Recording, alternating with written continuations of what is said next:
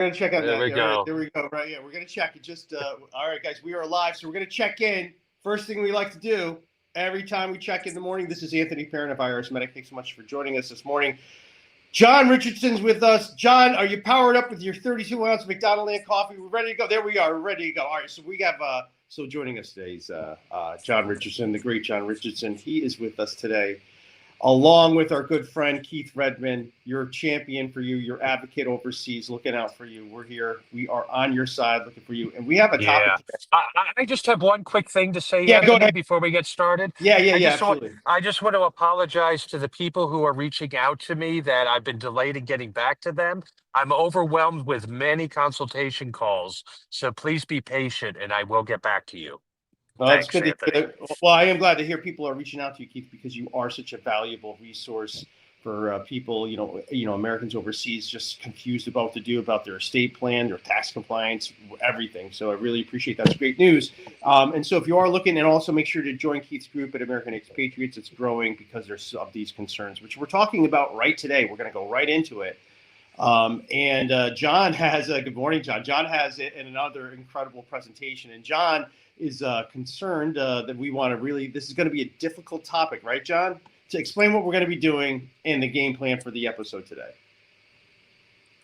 Yeah, so basically, there's confusion both on the retail and the professional level of when certain people, usually those who committed relinquishing acts prior to 2004, when they have actually ended their U.S. citizenship for tax purposes. And this is a dangerous area. The stakes are high. And it's, oddly enough, as theoretical as it is, it may be one of the most practical topics we've ever talked about on this podcast. And thank you, John, and thank you for that. And just to give everyone a heads up of what we're talking about here is that, you think you renounce your citizenship, you're no longer a citizen. Should be subject to tax. Well, hang on a second. We have a little surprise for you called the U.S. whatever we want to call it. So John has his presentation. We're going to get into that. Good morning, everyone. Good morning. Good morning, everybody. We're going to get going. So let's, and by the way, we're going to save comments for the end because I do want to stay onto John's, he's got a really well laid out presentation. We got a lot of material to get through so you guys understand exactly what's going on. And, I think this is a great place to start off, John. Does create U.S. tax? Yeah. So this is the problem. Okay. And before we start going through the slides, I've been involved in this for many, many years. And essentially for Americans abroad, the problems began, or the awareness began probably in 2010 and 2011. And there were a lot of people who, particularly in Canada, okay, but the rest of the world, but it was very visible in Canada, who had moved to Canada, become Canadian citizens, what have you. Many of them had clearly lost their U.S. citizenship, those who naturalized with intention, others perhaps less clear. But the point is that these are people who had relinquished their U.S. citizenship. Then we fast forward to 2010, 2011, when all of the OVDI stuff began, et cetera. There were large numbers of tax professionals who were taking the position that people who, or to put it very simply, that without a certificate of loss of nationality, they had not lost their U.S. citizenship for tax purposes, regardless of the timing. And I should begin by saying that, in my view, that's flat out wrong, okay, depending on the circumstances. I appreciate the arguments to the contrary. We'll analyze them a little bit. I think where we're going to end up with is that those who are committed to the view that people are permanent U.S. tax citizens until they have a CLN probably will not be moved by this and will continue with that view. The other group are probably not going to change their minds either too much. They're committed to the view that these people had lost citizenship. On the retail level, I hope to clarify some of the issues here. But I think where we're going to end up with is when there are clearly reasonable arguments backed up by law, legislation, et cetera, to the effect that These people had lost their citizenship, were no longer U.S. tax residents. That, you'll see the title there, it's stupid to commit suicide to avoid dying. I think it would be the height of stupidity to take the position, well, I never thought I was a U.S. tax resident, but, my tax advisor tells me I am. So, we're going to go, and I understand that to mean that, I've been a U.S. tax resident subject to taxes, forms, and penalties, back to the 1970s. But, I'm okay with that. That makes sense. Yeah, we'll get into that a little bit more, too. So that's sort of, a summary. And now I want to explain why.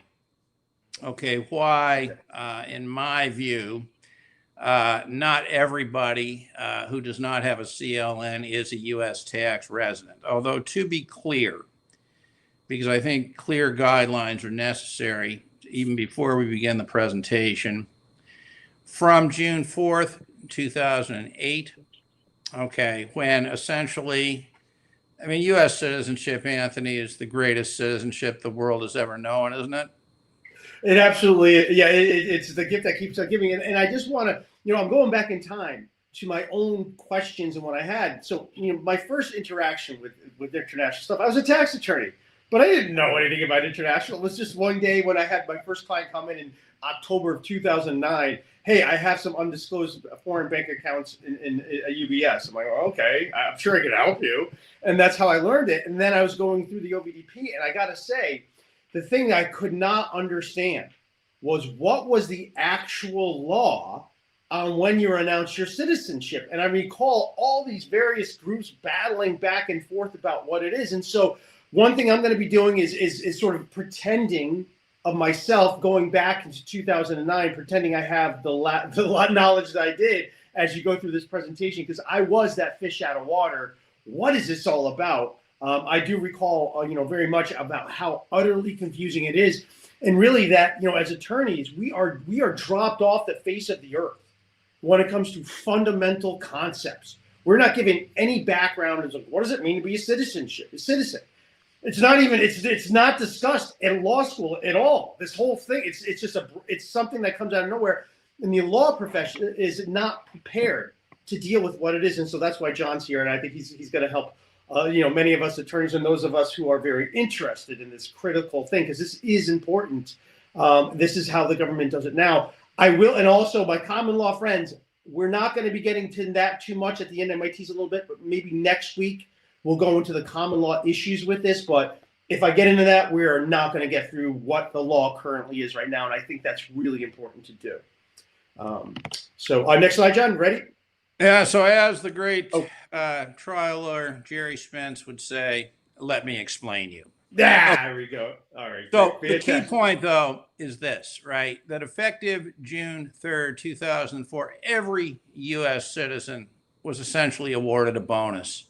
Right. They all became dual citizens. They all became dual citizens because tax citizenship was created. Okay, so you had a slide on that too. Should I get up to your slide on that? I think you had a slide on that, right? Yeah, no, let's just go through. So, all right, you can go to the next one, etc. Okay, this is just sort of intro stuff. Okay, now this is kind of, I'm speaking directly to people on the retail level, who are caught up in this thing. Okay, everything about taxation of Americans abroad and citizenship is very, very stressful, very confusing, very, very upsetting, okay, and creates just a toxic mix of emotions where what people want most is certainty, and often certainty comes at such a high price that, they can't possibly deal with it.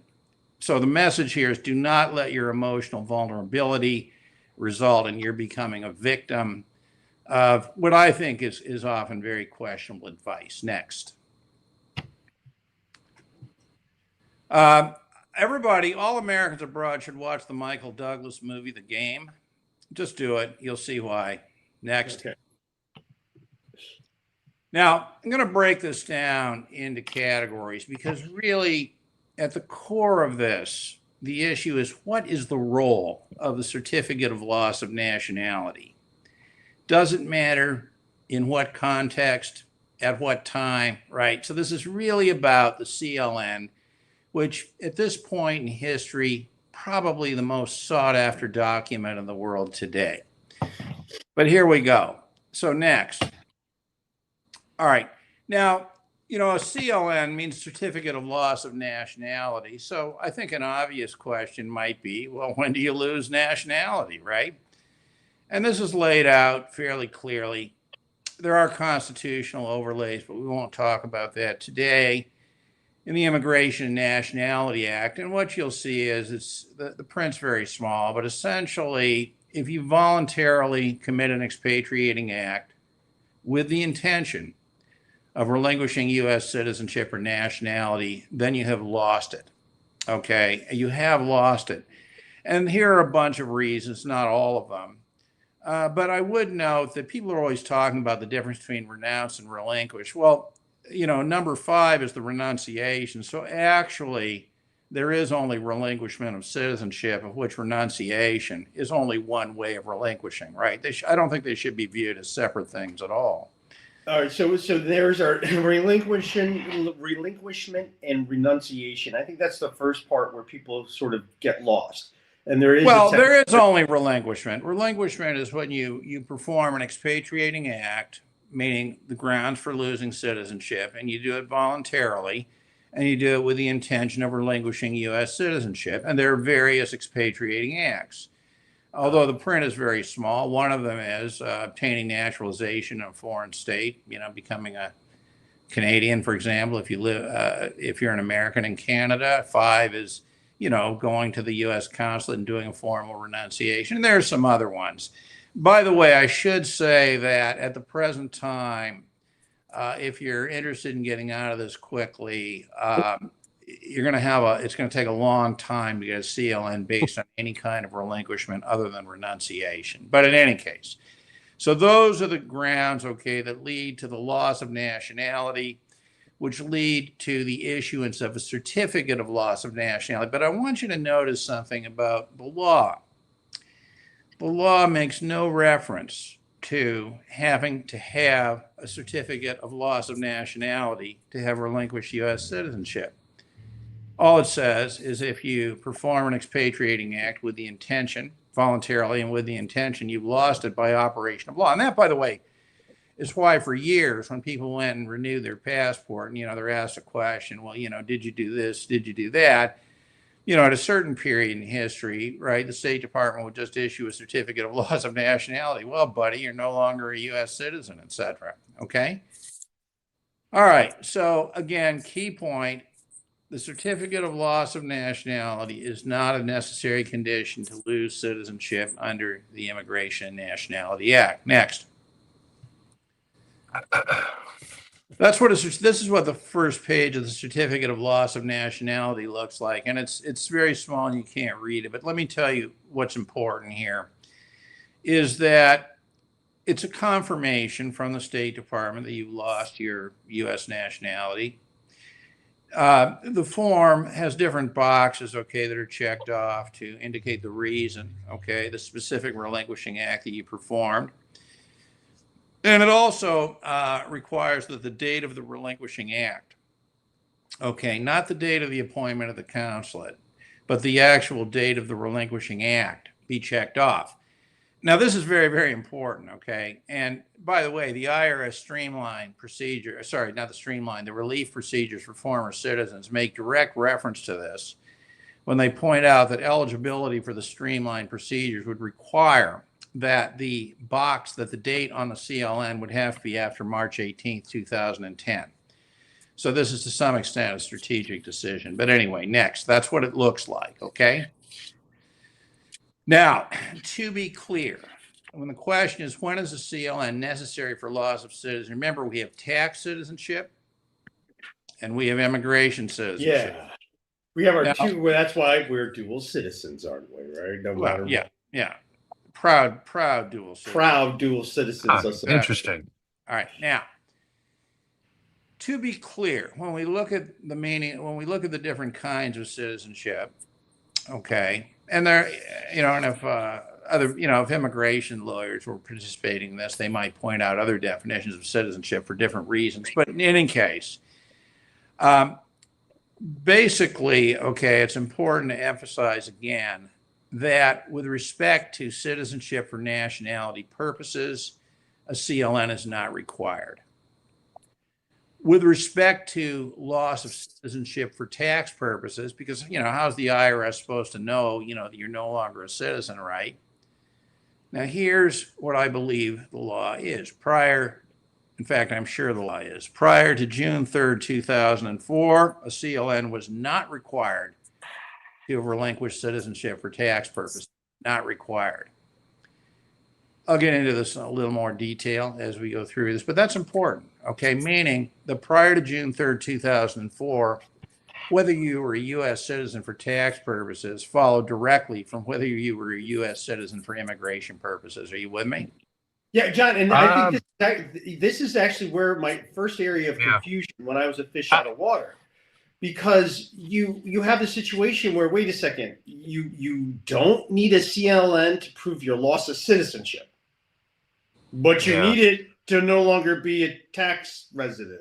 Yeah. Well, we'll get through. And that's sort of like, okay, backwards. So you would think it would be the other way around. I think that's where I was at. John, I'm interjecting for a second because maybe it's me, but I'm having a hard time distinguishing the difference between a U.S. citizenship for immigration purposes and U.S. citizenship for tax purposes. I'm having a hard time with it. Isn't U.S. citizenship U.S. citizenship? No. Something's not jiving with me. You have to be a U.S. citizen. Well, actually, it's not even true. Oddly enough, okay, mostly to be a U.S. citizen for tax purposes, you have to be a citizen for nationality purposes. But from June 3rd, 2004 to June 16th, 2008, you could have been a citizen for tax purposes, but not for nationality purposes. I think I'll answer your question as we just go through the slides here. Okay. All right. Thanks, John. But the point is there is a dividing line. Now, by the way, this issue is alive and well in different contexts, okay? And there's an extradition of an Australian citizen going on in real time in Australia. Dan Duggan. Yeah. The issues there, interestingly, I'm not sure how material it is, but one of the issues that has been the basis for discussion is when the date that he lost his citizenship for immigration purposes, which was different from the date that he lost his citizenship for tax purposes, which I'll explain in a minute. And the Roger Ver case, although it was not material, interestingly, the indictment, actually confused the loss of citizenship for immigration purposes with the date for tax purposes. So this is an issue that is alive and well in various contexts. Okay, next. For those who are interested, this is going back to 2018. I did a lengthy podcast with my friend Virginia Latour-Jeker on this next. Yeah, Virginia's really been on top. To reinforce. And I thank her for her support of the channel too. Thank you, Virginia. Thank you very much. Okay, now let's go through a hypothetical because some people might be thinking, well, why does this matter at all?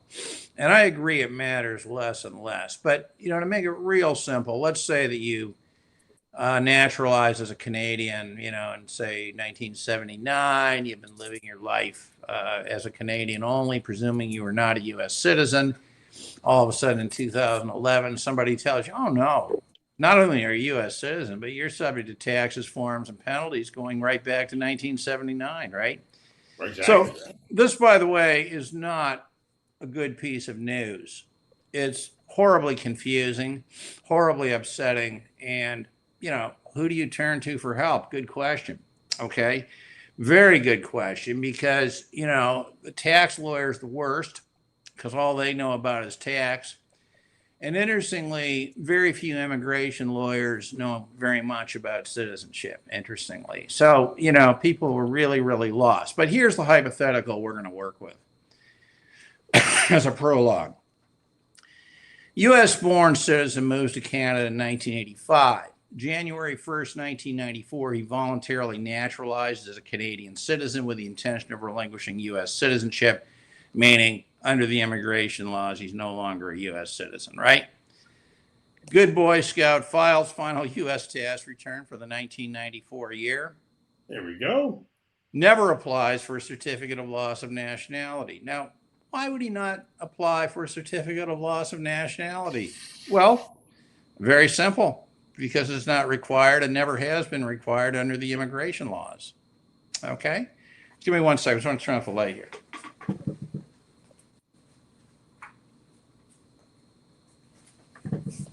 Yeah, very simple. Okay, not required, under the immigration laws. Now, so then he, of course, hears in 2010 or 2011, oh my God, could it be? I'm being told that I'm still a U.S. It's generally you're still a U.S. citizen, right? It wasn't very refined advice. Not you're still a U.S. citizen for tax purposes, but you're still a U.S. citizen.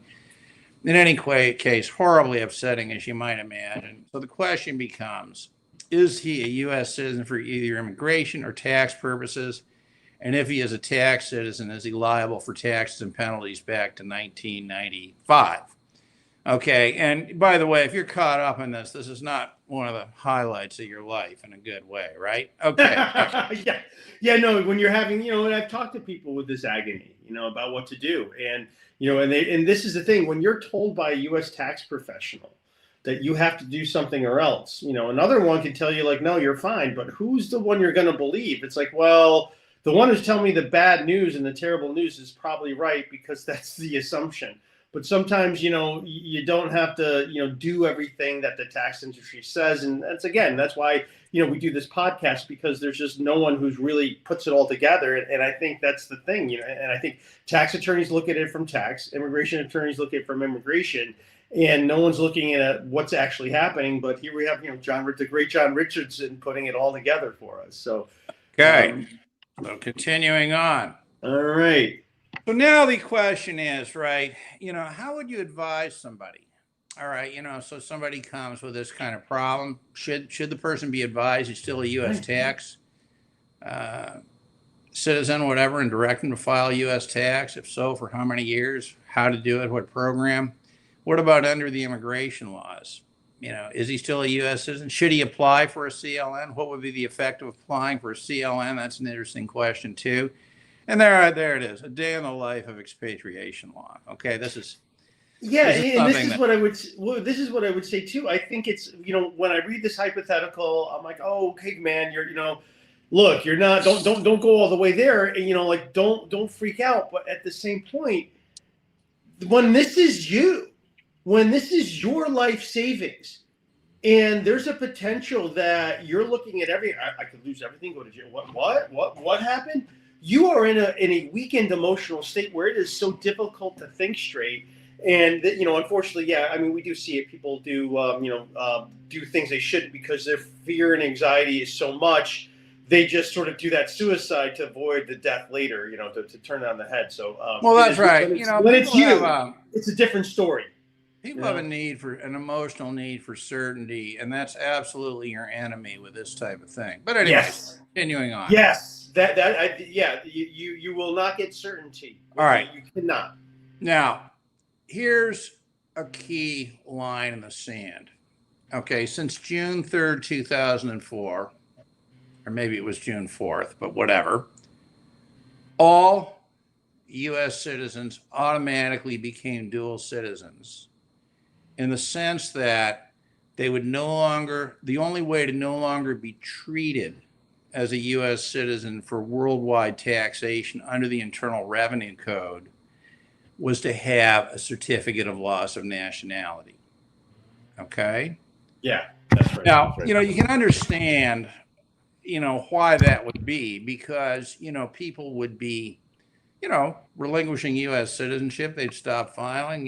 How's the IRS supposed to, you can understand the rationale for this, right? And, there have been varying, the law on this has sort of evolved through statutes and that over the years, but it was not until June 3rd, 2004, I think it was the American Jobs Creation Act, that essentially created tax citizenship by making it clear in the Internal Revenue Code that U.S. citizenship for tax purposes could not be lost until a certificate of loss of nationality had been issued. Okay? In other words, you could be in a situation where you were not a U.S. citizen for immigration purposes. If you showed up at the U.S. border, citizenship, I'm not a U.S. citizen, but you'd still be treated as a U.S. citizen for tax purposes, right? Okay, if you did not have the CLN. And from June 3rd, 2004 to June 16th, 2008, there was an additional requirement. And that additional requirement was the filing of the Form 8854. Okay, so in other words, from June 3rd, 2004 to June 16th, 2008, U.S. citizenship, whether lost for nationality purposes or not, could not be lost for tax purposes until two requirements were met. One was that a certificate of loss of nationality had been issued by the State Department, and two, a Form 8854 or the equivalent information return had actually been filed. Okay? So this is extremely important to understand, right? During that period of time, two objective requirements were needed to no longer be subject to U.S. worldwide taxation, okay? And the whole notion of not being a citizen, but still being subject to U.S. taxation, I mean, it reminds me of truth, justice, and the American way, right? But next. Yeah, and I just want to check it. I have my landscapers are outside blowing away, so I don't know if my microphone is too loud for you guys. Hopefully that. All right, but Keith, does this sort of get to where we are, sort of the bifurcation? You know, we kind of, you have the separation of your two different statuses. Are you starting to see it? Yeah, I'm taking it in. I'm taking it in. I'm just listening. All right. Yeah, Okay. it's a bit. So next. Now, there's two fundamental principles that I'm trying to set this up to explain the confusion after June 16th, right? The first principle, and this is vital, and this is an excerpt from a Senate Finance Committee report. The U.S. government acknowledges that a CLN is not required to relinquish citizenship for nationality purposes, okay? All right. Second principle, next. Wait, what? Wait, hold on. You just said no federal law requires an individual to request a CLN or notify the Department of State of the intent to relinquish citizenship with a specified amount of time after the act has been committed. That's right. Well, what's going on? Well, what it means is that, I went through the actual statute, is that you commit the expatriating act with the intention of relinquishing U.S. citizenship. Means you're no longer a citizen for immigration and nationality purposes without regard to whether you actually apply for a certificate of loss of nationality. Right? And, from an immigration citizenship point of view, that is the law. It's always been the law. The statute hasn't been changed. It's the way it is. Which is why the concept of the tax citizen was created, right? Because if people could just relinquish U.S. citizenship without notifying the government, I mean, in fairness, I mean, what's the IRS supposed to do, right? How do they know that you're not a citizen? Which is why the requirement of the CLN was introduced into the tax code effective June 3rd, 2004, right? Which leads us, I think, to principle. So that's okay, because all right, I see the point, because that's why they created the tax resident. Okay, got it. Thank you, John.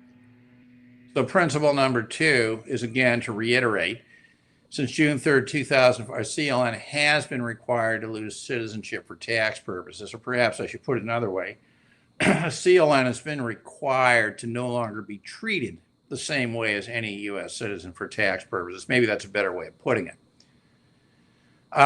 So there we go, right? So that's the first point, right? Think June 3rd, 2004. If your relinquishing act is after that date, a CLN will be required to terminate tax residency in the United States. Before, the answer is no, okay? Or at least has always been understood to be no, up until June 16th, 2008, where we'll go now. So here we are.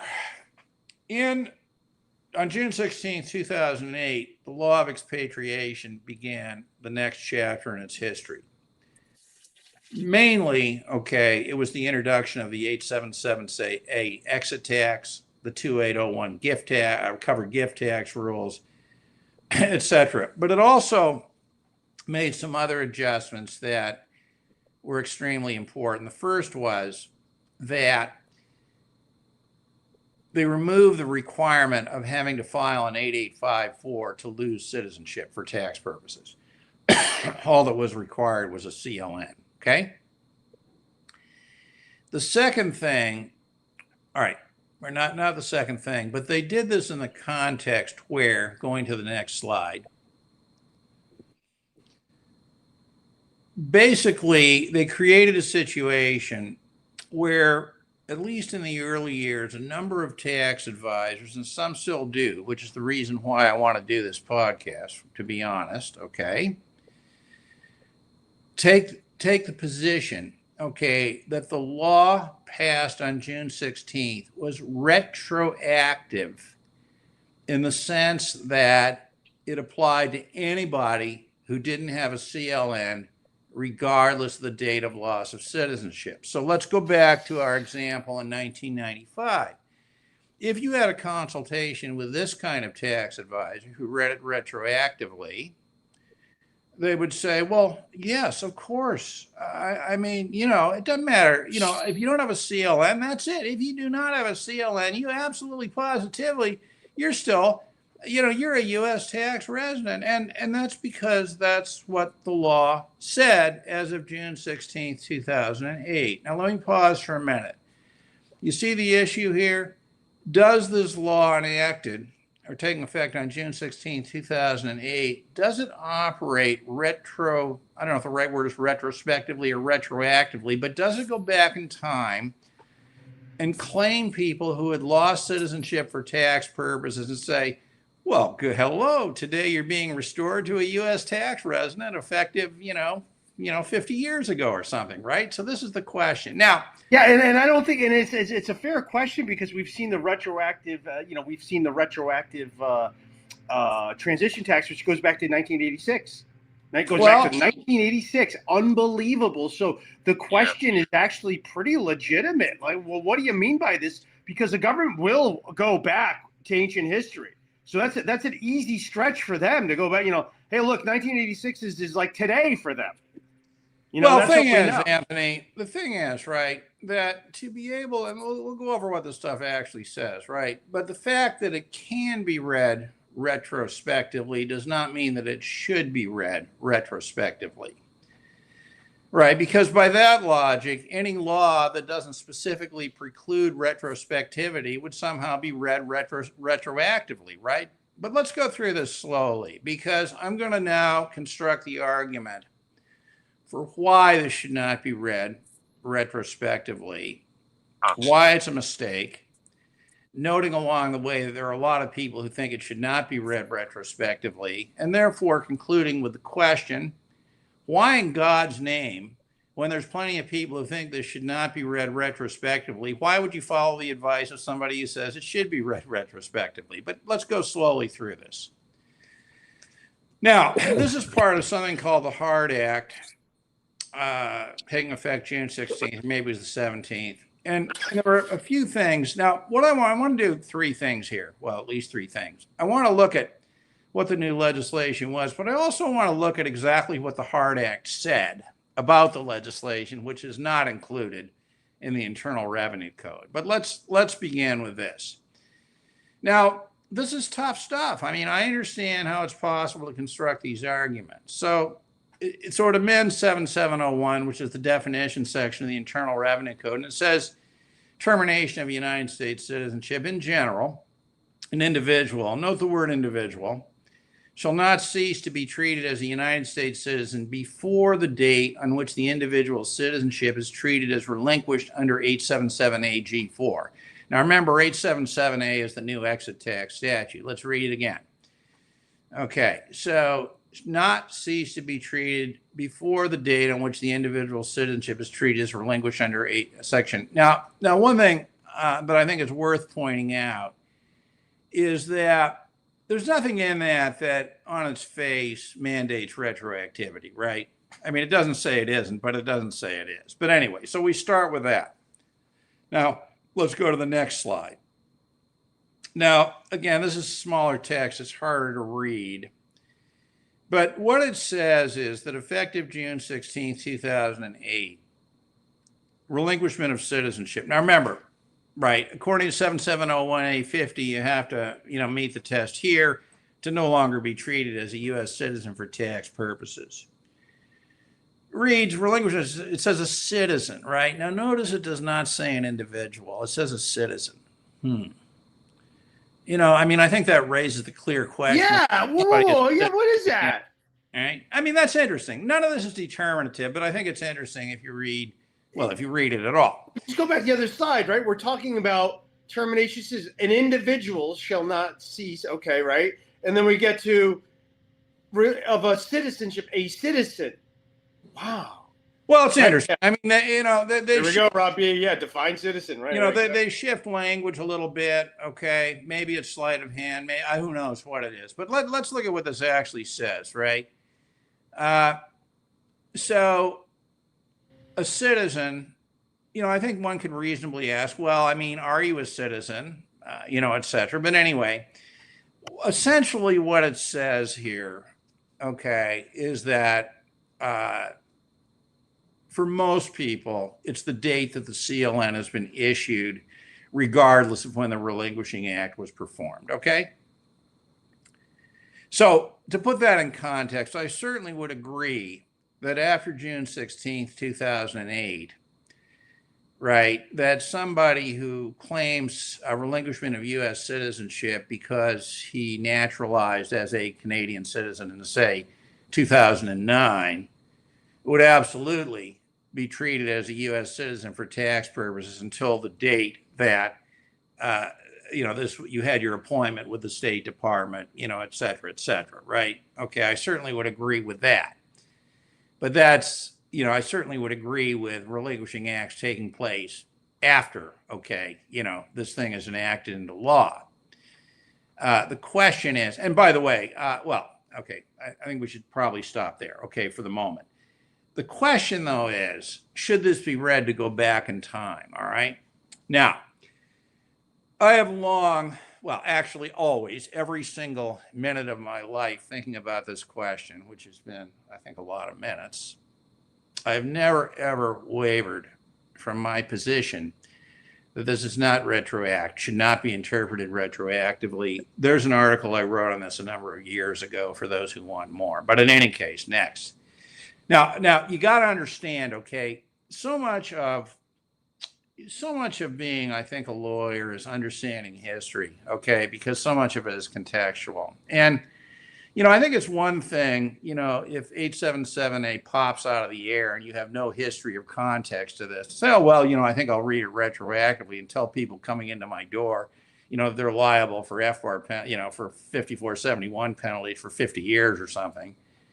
But I think it's different if you read this stuff contextually, right? Now, make no mistake that this school of thought is taking the position that this is a retroactive law, right? No way out of that, They're taking the position that operates retroactively because what they're saying is that on day one, that on June 10th, 2008, you were not a U.S. tax resident, because you relinquished, prior to 2004, but on June 16th, 2008, buddy, welcome to U.S. tax residency retroactively. So that's the issue. And that's what we're talking about. Now, continuing on, what's the most reasonable interpretation here? Now, one thing I would say, and I understand that this is too simple for the average mind, but those of you who know me in real life would be the first to say that I'm the most simple-minded person they've ever met, But, I think to start in a very simple-minded way, how can you, is it reasonable to interpret a law that can be interpreted in multiple ways with such an outrageous result? Who could do that other than a lawyer, Well, no, and I think this is exactly, this is what was going through my mind, and Robbie's thinking the same thing, that what we have is tyranny by confusion, the strategic uncertainty. The fact is there hasn't been any clarity whatsoever. The fact is we can debate endlessly, even though I think I'm agreeing with you, but I admit that debate goes on forever, and there's a lot of things out there. This is absolutely ambiguous, and the ambiguity is the way that the tax code and the government controls us. That's how That's right. they control us. This is what they do. They don't want it clear. They don't want to answer your question. They want to answer everything but the question. We've seen that time and time again. When we look for clarification with their, for PFIC rules, they won't answer the top question. They refuse to answer the top question because this is how they control us. Well, have you ever heard the phrase "certain penalty for uncertain conduct," Anthony? Yeah, that sounds like a good one. Yeah. So there's a genius who came up with that one. Yeah. All right. So, I mean, I think I think we really ought to start with what an outrageously stupid result that leads to, right? And who could morally argue for that interpretation, given that it doesn't have to be interpreted that way? Okay. Well, I mean, morally, the government would be consistent in interpreting that way. So morally, so that's the issue. But Anthony, I'm talking about the tax advisors right now. Well, yeah. We haven't even gotten to the government. So those who claim 877A is retroactive are really saying, okay, to be clear, this is what they're saying. Any person born in the USA or born a U.S. citizen who does not have a CLN is subject to the full force of U.S. taxation for every year of his life until a CLN has been issued. Okay? Okay. I mean, let's just be clear on what we're talking about. Next. Now, how do we resolve this issue? And I want to suggest some principles. And I think that the ambiguity actually leads to the answer here, interestingly. But let's run through this in terms of how to resolve this. Next. Now, I've got eight separate arguments. In other words, if I were in a court arguing this, I would say, I'm now going to explain why this should not be treated retroactively. And please understand that I'm giving you 8 separate independent arguments. So here we go. All right, next. Now, actually, I should say, all right, that, we'll get to this in a minute, okay? But there's no retroactive legislation exists, okay? It's not like there's an absolute prohibition on it. But the first point I would make is this, okay? That actually, if we look at the HARD Act, right, there's nothing in it where they actually state an intention of retroactivity, right? I mean, they don't, right? It's just a statute that somebody could interpret retroactively or not, because it doesn't include, because the statute itself, the 87 does not include any information that, but interestingly, the enabling legislation, the HARD Act does. We'll get to that in a minute. But understand that the argument of the advisors who say this is retroactive, what it really comes down to in simple terms, it says, well, it doesn't say it's not retroactive, so why don't we interpret it is? I mean, that's really the argument. I mean, they dress it up with all kinds of, bathgabble, but that's what I would say that, the transition tax, it did say, hey, you're built up, earnings and profits since 1986. It did say absolutely. Oh, I had no question. And in express terms, the transition tax was retroactive. This is right. not right, and this isn't. I think that, and so we did mention that, but that is a key distinction. I think that's key. Absolutely, it's very important. All right, so that's the first argument. The second argument. Oh, and by the way, just adding to the first argument, it's interesting. I spent a lot of time thinking about this about 10 years ago and then didn't think about it again until maybe yesterday or the day before, right? But I think what nobody seems to have done, and I didn't think of it at the time either, was actually go to the HARD Act that creates the legislation independently of 877A. Now this, what I'm quoting here, is not in the Internal Revenue Code, but it is in the HARD Act. And I don't think it's conclusive. But interestingly, again, okay, it does not suggest retroactivity. Here's what the HARD Act actually says. Except as provided in the subsection, the amendments made by this section shall apply to any individual whose expatriation date, as so defined, is on or after the date of the enactment of this act. Now again, notice that it doesn't mean that it couldn't be interpreted retroactively, but you would think that if it were intended to be retroactive, there might be some evidence of that, and there is not in the language of the HARD Act itself. Okay, second argument. Now, I know this is hard to believe, but the truth is that in the law, in the common law, in American law, there is a general presumption against retroactivity. Okay, there's actually a general presumption against it.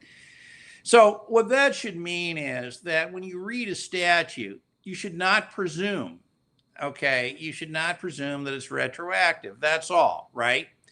Okay, next. Now that's for all laws.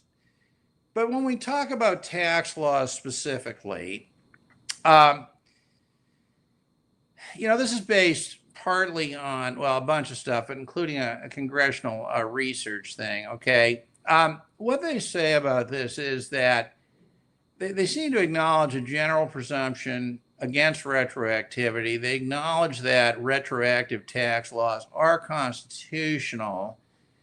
They are constitutional, but they suggest that retroactivity that is an extended period without notice, right, may not be constitutional. Now, if we look at this, all of a sudden people wake up.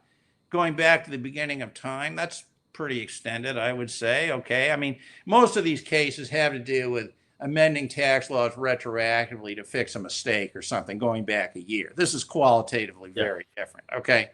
So we're going back to the beginning of time. No notice whatsoever, I don't think really, okay? I mean, this came in as a revenue offset provision. Who reads this stuff, right? Right. Yeah, right. That's and wholly new, I mean, they're just saying that, hey, there may be constitutional issues, okay? Not that there are, but that there may, and I think it's important to notice that, right? Okay, remains a presumption against the retroactivity, though. 4. Oh, before we get here, this I think is really important. There's a very well-known case, the leading case on retroactivity in tax is a case from 1994 called Carlton. In the particular case, they were arguing for a legislative fix going back to the beginning of the year. It was costly for somebody who got to the Supreme Court of the United States. And it was, the retroactivity was upheld. Okay, it was a short period of time, technical fix. But Justice O'Connor, in a concurring opinion, included the following, okay, which I think is important. A period of retroactivity longer than the year preceding the legislative session in which the law was enacted would raise, in my view, serious constitutional questions. That's a Supreme Court of the United States judge on this issue, okay? Well, no, I'm actually offended by that comment. I'm actually offended by that because that's utterly ridiculous, because what she's saying is certain ex post facto laws are allowed. And I don't see that text anywhere. So this idea that if it's within a year, it's okay, that's absurd. That's totally absurd, and it's made up. Well, they're talking about tax legislation. I don't care. It's okay. You just said it is, and you said it's okay because, well, it's in a year. And again, no. There's no exception for the practical reasons of the taxation in the Constitution. It said no ex post facto laws. But, well, hey, look, if we think they're small or if they benefit the government, oh, well, it's not that big. And that is what laid the groundwork. This is what laid the groundwork for the upholding of the transition tax. Well, hey, look, we've done retroactive in the past. What's the big deal? And it doesn't affect that many. It's a way to minimize what they're doing, and they minimize they're really saying right here we're gonna enforce ex post facto laws, certain ones we will. So that's the problem I have with that. Okay, so thing is, Anthony, okay, they're saying that she's saying long periods of retroactivity may be unconstitutional. That clearly maybe. Period. Okay, maybe next. No, they all are. Ex post facto laws are not allowed. I'm not sure. Okay. And this qualification. All right. Yeah, I mean, I'd like to believe you're right on that, obviously. Okay. But, this is what we have at the moment. Now. Yeah. Now here. Okay. Next. Now look. No, back up. This may be the single most important argument. Number 4. As far as I can tell, the IRS does not interpret it retroactively. Yeah. Okay. And that's, I think, important. Now, how do we know this? Because if you look at the IRS page, and I agree that this stuff is not binding, but what they do is they break expatriation down to 3 different time periods. Okay. They actually categorize it prior to June 3rd, June 4th, to June 17th. Maybe that's the 16th. I don't know. After June 17th, but you get my point, right? They're breaking it down into 3 separate periods. If 877A changed the law retroactively, then that retroactive change would apply right across the board, and there would only be 877A, right? So the point is that the IRS is proceeding on the basis and behaving in a way that 877A is not retroactive. And the proof, go to the next slide, and why they, is this, that, well, actually, so remember from June 3rd, 2004 to 2008, remember that in order to not be a citizen for tax, you had to have both a CLN and file the Form 8854. So if this legislation were retroactive, meaning you only had to have a CLN, then that group of people from June 2004 to 2008 would have been, who had not filed a Form 8854, would have been let off the hook completely, right? If it were retroactive, but the IRS is still taking the position that for that group, the 8854 has to be filed, all of which leads to the conclusion that the IRS does not view this as retroactive legislation. And, if the IRS doesn't treat it that way, I don't know why you would. I mean, can you imagine some tax advisor? Well, the IRS is wrong. No, that's really, it's retroactive. Let's destroy your life, right? I think I spent a lot of time explaining to people that no, that's not how the IRS does it. Let's look at the authority. But so many times the specter, and this is because it is ambiguous. It is. And so you're allowed to use your imagination. They want you to use your imagination. Say, well, this is how they could do it. So let me do all this compliance work, and maybe they will. And then oftentimes it's that compliance work that's the admission that they can do it. Okay, next category. Now, I think what you're seeing here, right, is that there's mixed commentary on this, right? There are people, particularly in the earlier years, who would take the position it was retroactive. There are people who didn't, and there's a list of odds and ends. The reason that some of the links are web archives is because some of the stuff is no longer online, right? But what you would find is uncertainty. You would find, I think in the early years, somewhat spirited debate on this. But the point is that there was plenty of opposition in the professional community, all right, to the idea of this being retroactive. Now, let's pause for a minute. So we're in a situation where maybe I'm not sure I read it as all that ambiguously, okay? But let's assume it's ambiguous. That means it's unclear. What we have is no consensus at all on this, back and forth. So let's move on to slide 6, the next slide, right? Which I think leads to the question of, why would you, go with an interpretation that's so self-destructive? Now, on the issue of loss of citizenship, we've been talking about it so far in terms of tax compliance, but there is the whole FATCA issue, right? Whether somebody's a citizen or not. And this issue, particularly in Canada, all right, of, people who relinquish U.S. citizenship prior to 2004, whether they're U.S. tax residents or not. So the Canada Revenue Agency guidelines to the banks for how to treat that, interestingly, and this isn't binding, but it's interesting, the Canada Revenue Agency guidelines direct the banks to basically accept as evidence of non-U.S. citizenship a relinquishing act prior to June 3rd, 2004, even if, there's no CLN. And that's important. It's not binding, but it is interesting, It's a recognition of, the issue of retroactivity and that sort of stuff. Okay, next. Now, if you've been following me up until now, would you agree with me that 877A does not have to be interpreted as being retroactive? It's entirely reasonable to interpret it as prospective only? Yes, I would. Okay, that's the key. So there are some people out there who are still taking the position. They say, oh my God, if you don't have a CLN, you're still a U.S. tax resident. We'll go back 50 years. There are people who do that. Yeah. There are people who still do that. But I think it's clear that there's no basis for concluding that that has to be the answer. And I don't think it is the answer. But the point is this: it doesn't have to be interpreted in such a destructive way. So why would you follow the advice of somebody who's urging you to interpret it in such a destructive way? Right? Yeah. You know, it's like you have two people, right? You have two people, identical circumstances. One goes to tax advisor A, the other goes to tax advisor B. Tax advisor A says, no, you're stuck, no CLN. You know, they can go back for 50 years. Tax advisor B says, no, ridiculous. This operates only prospectively. You know, you lost citizenship before 2004. Why in God's name would somebody say, well, you know, I was really interested to hear the advice of your tax advisor who said that it's not retroactive, but I would just feel better if I presumed it was retroactive. Yes, yes. What kind of person would do that?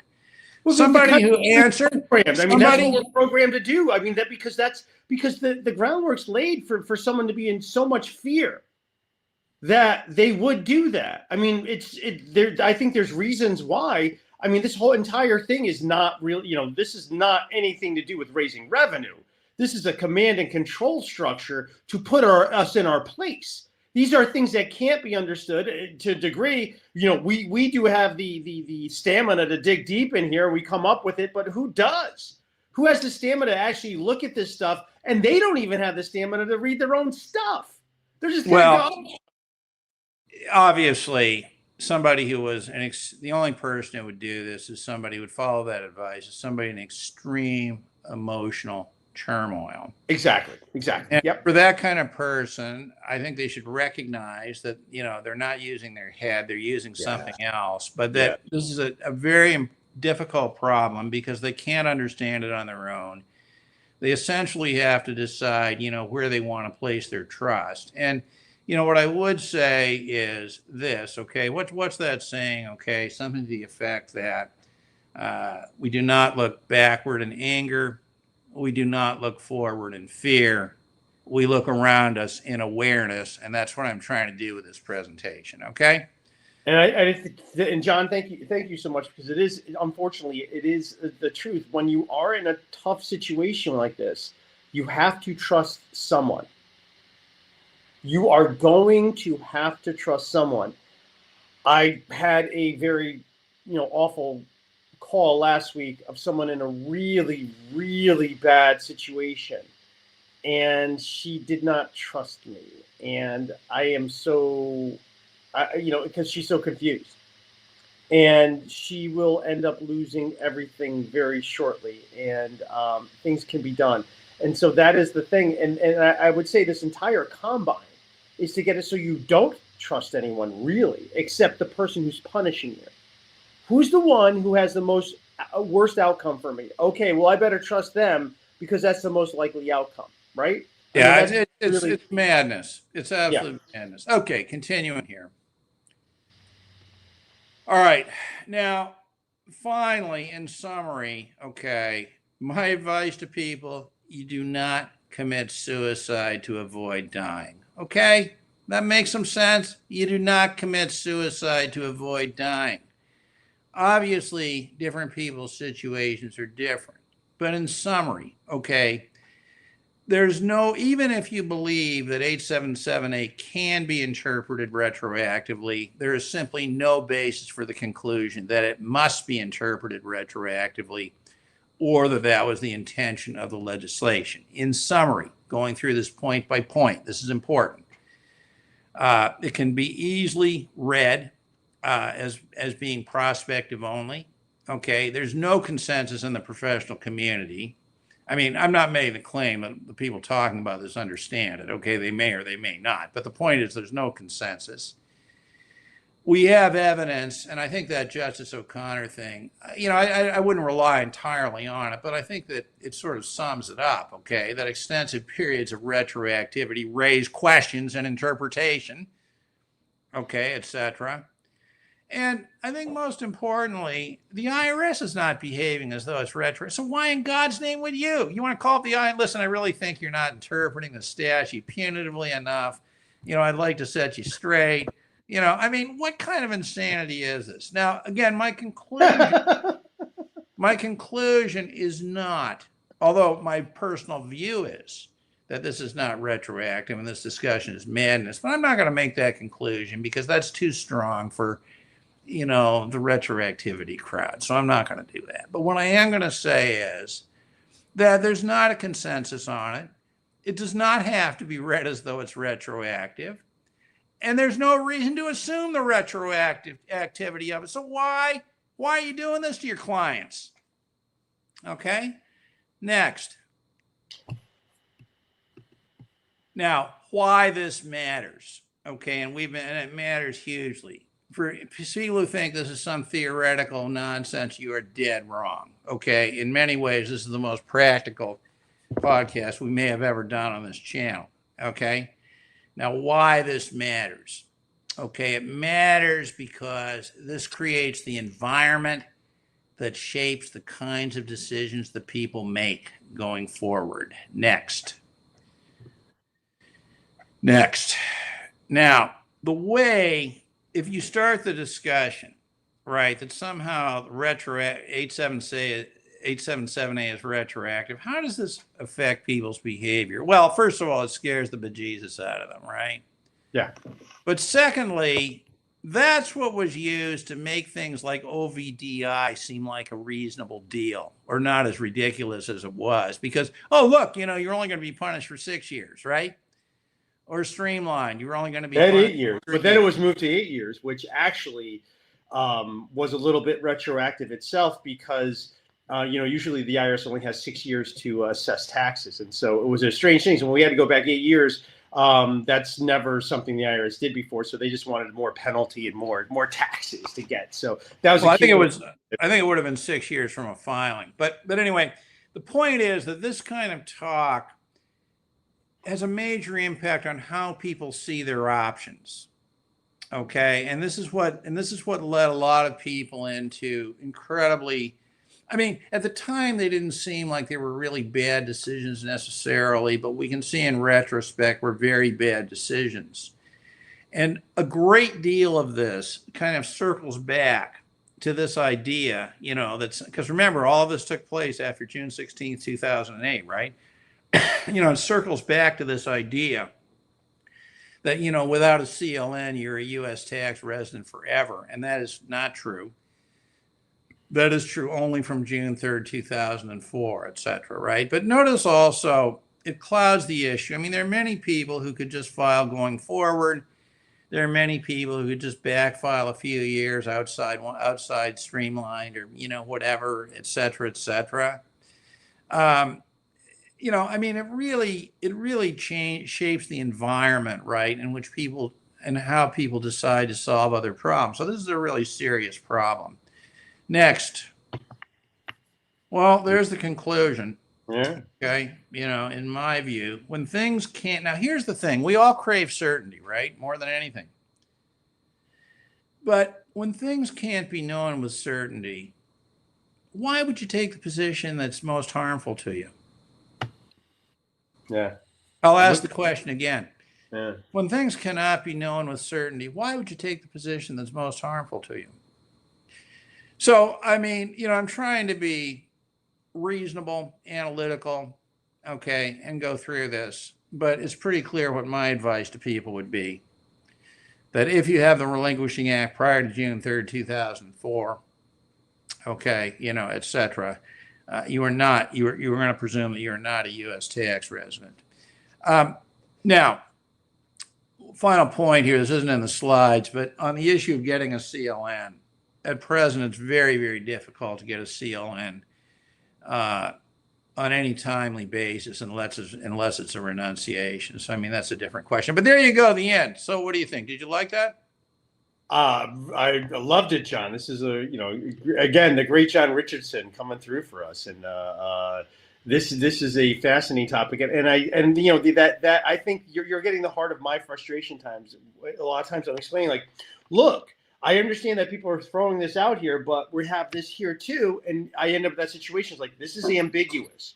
Why do we want to surrender ourselves on here? And as we mentioned many times, that sometimes your surrender can now create a bigger problem because you're admitting that you needed to file that stupid thing. Well, now the IRS will penalize you for not filing it earlier. So you really, really need to be careful about what you're doing, and that your fear of that, oh my God, the IRS is coming after me, I better do something.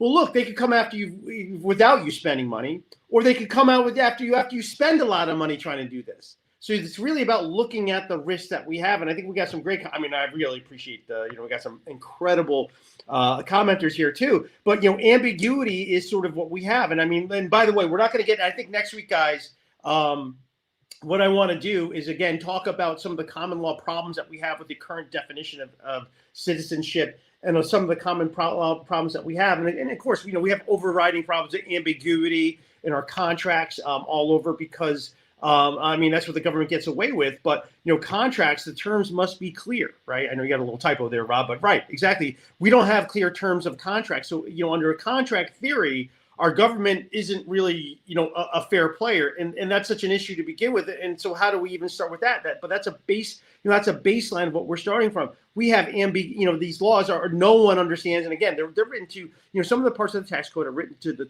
over the 20th grade level. So that is an attorney who's halfway getting his LLM might be able to understand parts of the code. That's what it is. The courts can't, juries can't, no one can. This is by design, because this is how they enslave us. They can't explain it because they don't know it. No one actually knows it. 28th grade probably, Rob. Something. Really, we're getting to theoretical reading comprehension levels. Really, that's where we are. Just like I think leaded gasoline has octane over 100 because it's theoretical, right? It's a theoretical octane. We have a theoretical reading level could maybe understand the tax code, right? And serious, is it? Well, did you come up with 28th? Because I had 20th when I tested it, Rob. I had 20th grade level, but if you have 28, I'm not going to doubt. I could certainly see that. I do. I'm going through some other questions here too. I did see some things I want to hit on. John is based. Oh, John, there you go. That's a high compliment, by the way. I don't know. Based? The youngster. Yeah, being based is a very, very good compliment. I like to be known as being. Never based. heard it, but I'll take it. Thank you, Maria. Thank you, Maria. Thanks. Oh, Maria too. You got. Oh, Maria. Thank you so much. Oh, high praise. Thank you so much. Appreciate that. We have just a lot of discussions on the ambiguity, guys. That is really something. This is what I wanted to get to is right. Where do we, and I think one of the things is we had this comment earlier, right? This whole idea of citizenship, and I think Rob actually and TJ had something here too. Rob, it had something here too, where, well, this is it. This is the comment I want to get to. I think it may be worth pointing out, with respect to the last comment there, as far as I know, the United States does not have a register of its citizens. Okay. So, you can have people who, it's absolutely the case. You can have people entitled to a U.S. passport. If you want to know if you're a U.S. citizen, you apply for a passport, right? Yeah. And, so the U.S. government knows nothing about them. They just come in, they're born to a U.S. citizen parent or, something like this, right, abroad. And they don't, the U.S. government doesn't know of their existence, prior to that. Yeah, right. There's no registry of U.S. citizens out there. Right. This is another interesting issue. You got, people are claiming, they'll find you, et cetera, et cetera. And, I don't know what that. No, I would say there's a lot of work. Hey, look, there's no registry of marriages. There really isn't. So if you claim you're married to anyone else, the IRS would actually have to go to say, okay, prove you're married. There's no way that. So it's just this funny thing. We're like, oh, I'm married. I better file this status. So they have no way of checking. They don't know. There's no thing. So they're always saying more than they can actually do. This is the comment I want to get to because I read it first. If you have liberty to stay, you have liberty to leave without permission. That is utterly fascinating. That would not be the view of the U.S. government. That's for sure. Well, right, but I think what I think it undermines, what I think it demonstrates is like, well, look, we don't have ability to leave without permission. True, that's true. So do we even have the liberty to stay? Because what is this? It's like, well, you're only a citizen if we think you are. That's what you are. It doesn't matter. It's what the government determines. And so what we really see is like how much of a second-class citizenship, third class. It's not even a citizenship because we're so devalued. It's just showing how much we're devalued as citizens. Because look how abused we are when we leave. It's serious. Look, 98% of abusers start with financial terrorism, right? What is this other than financial terrorism? What other is it? What else could it possibly be than financial terrorism? Let's see. Let's see. All right. So yeah, if you have no liberty to move, guess what that's called, right? Yeah, you're a slave. You are a slave, and that's what we are. And it's hard for people to say that. People get really emotional when we say, hey, look, in America, we're actually debt slaves, because people get really emotional because you're like, well, you're comparing them to, you're comparing them child slavery of African Americans. It's like, there's no comparison. I'm like, I'm not saying that is chattel slavery. I didn't say it is. And throughout history of mankind, there's been various different types of slavery, with chattel slavery just being one of the many types. But we are 100% slaves, folks. We are. Slaves are told where they could go, what they could do, and what rights they have. So we are 100% slave. And then, TJ, we have the foreign banks, and they're all in that together. Foreign banks, it's all one bank, right? We know that. I think that's what it is. Slavery is slavery. That's what we have, Rob B. Yeah, exactly. All right, so we're going to wrap up here. We're a little bit over time. I want to thank everyone for joining us today. I mean, we really have so many great people joining us. And I know that, I know you're going to hear me complain that, we're being blacklisted on YouTube. But eventually, I think this content will get to the top, maybe in a few years, and people will see. And I really do appreciate it. And I appreciate, so much of the praise that we get. While we don't have a huge group following us, the quality of people that we have could not be better, honestly. So I know we don't have a lot, but you guys make up. You guys make up for a lot, and you really make it worth my time. So I really want to thank the people who do show up to help, encourage us to do this. And I want to thank John so much for his insight and his time that he spent on this. And I hope you guys could see that, if you are thinking about renouncing citizenship, you might want someone who kind of understands what it is at a level no one else does. And that's why I would say, if you are thinking about doing it, if you think about renouncing and you want someone to really think about it, and really think about something that will benefit you, not harm you. Hey, look, it's easy to find something that will harm you.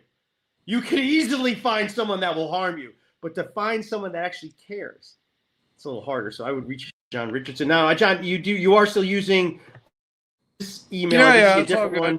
You're still using it? All right, that's all good. All right. So I want to thank John for that one.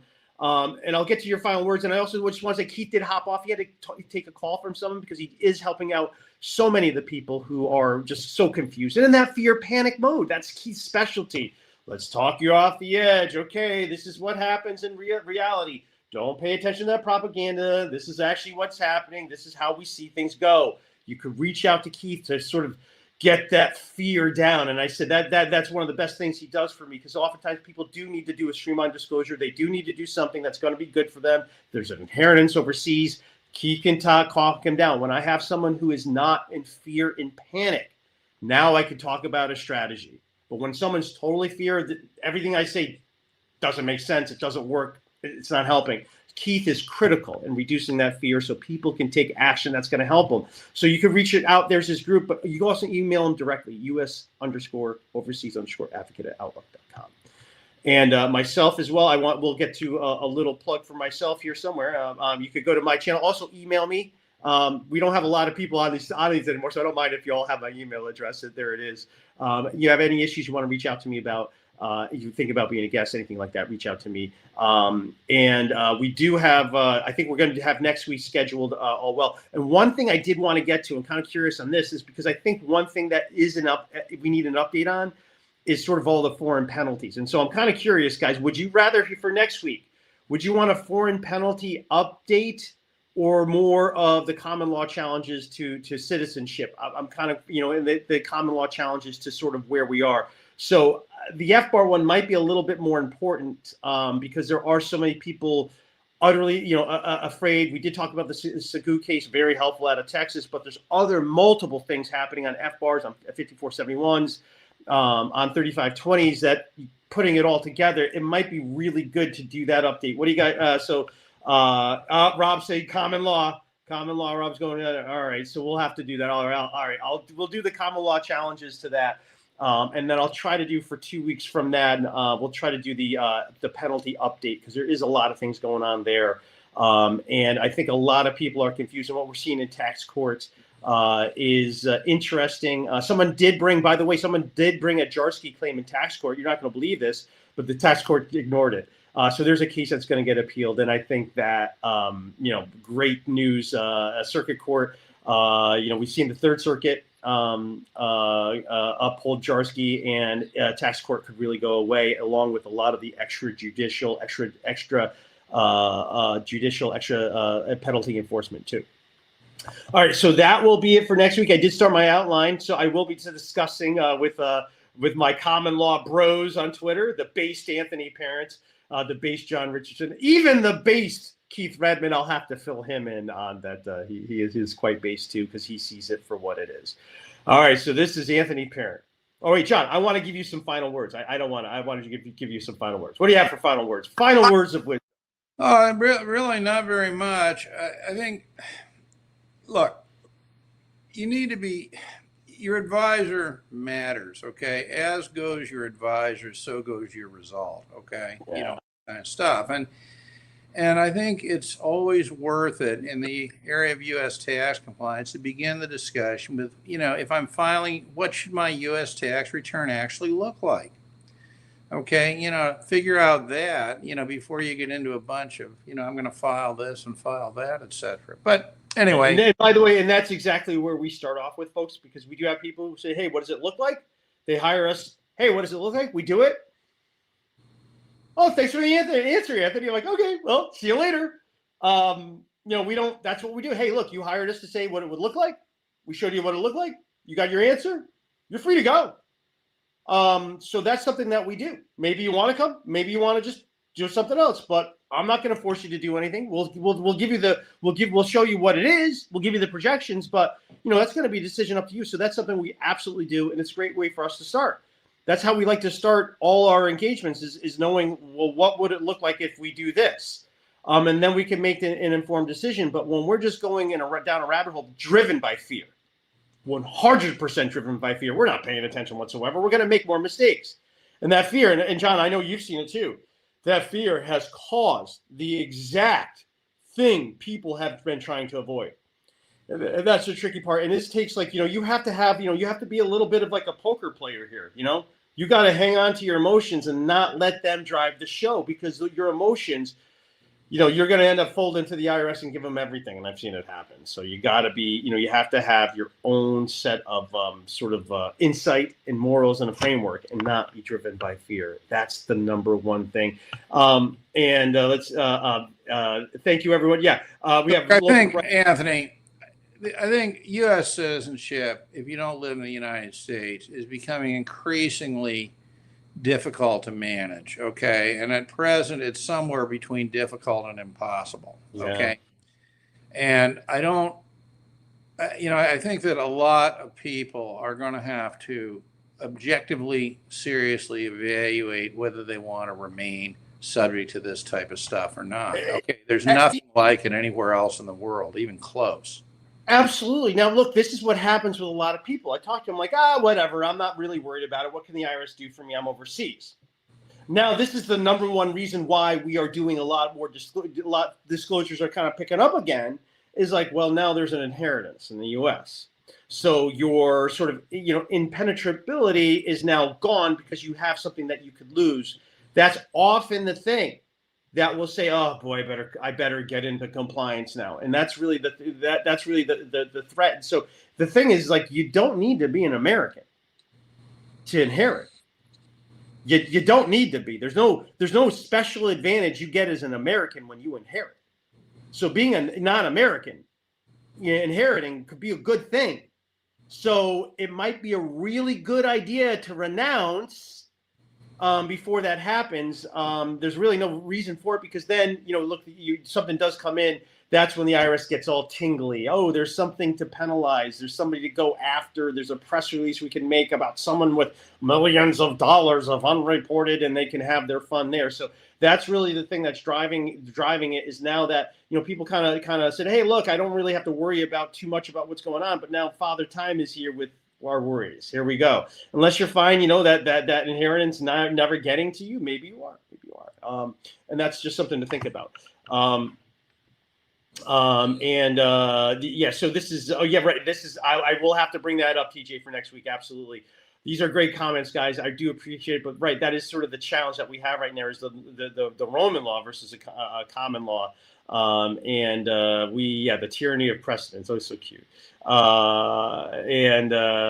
Americans are impressive. All right. These are great, guys. All right. We got to go. Thank you so much. We'll see you next time. And thanks so much for John and Keith. Thanks for joining us. Bye.